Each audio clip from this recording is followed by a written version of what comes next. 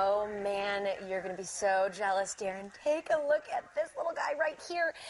Tell us what type of lizard this is, Dr. Jill. This is a savanna monitor lizard, and it comes from the Herpetological Society, Central Valley, and they have an adoption program. And our mobile vet, Dr. Jill, joining us in studio, talking about the importance of knowing what you're getting into before adopting a lizard. Reptiles, they can make great pets, but you need to know what it takes to take care of them. First of all, come a little closer. You can see the burns on this lizard's back. What's that all about? What happened here? Well, I believe the previous owner who had this lizard didn't have any clue what they were doing, and they put a light in the cage and it burned the lizard. So the Herpetological Society now uses her as an educational tool for children and for people like this, so they can learn what not to do and how you can prevent some of these things from happening. Yeah, because care is, you said it can be easier, but you just have to really know what you're getting yourself into. Right, really research. You know, these guys are not from Sacramento, they're from Africa, and so you want to make sure you have the right environmental conditions, the right foods to feed them, and these guys can be rather dangerous if you don't know what you're doing. You know, they have very sharp claws. I don't know if the camera can pan in and see that.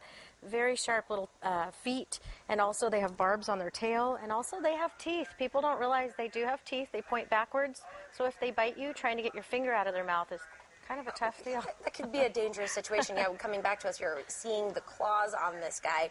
Ty is the name, and I realized as I walked up to you, I said to you, it looks like this lizard is just blending right in with your shirt, and that's apparently a pretty common thing. These guys just kind of adapt to their surroundings. Right. They have chromatophores, they call them, in their skin, and they color change so that they can adapt to their environment and they can hide from predators. And even just with my darker blue, as I come up, putting the darker blue next to the lizard's face, you can see the scales immediately starting to shift in color, which I think that is just fascinating. Yeah. And what a cool animal. What kind of information do we want to make sure people have? I think we've got an email address for people to just learn more if they want to adopt a lizard, if they want to adopt a reptile.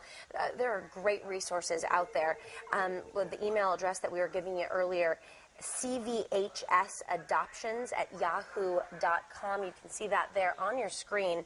And you can also go to cvherps.org if you're interested in learning more about adopting a reptile. And of course, Dr. Jill, our wonderful mobile vet, is happy to help you with your new pet once you make that adoption, can teach you all the things you need to know.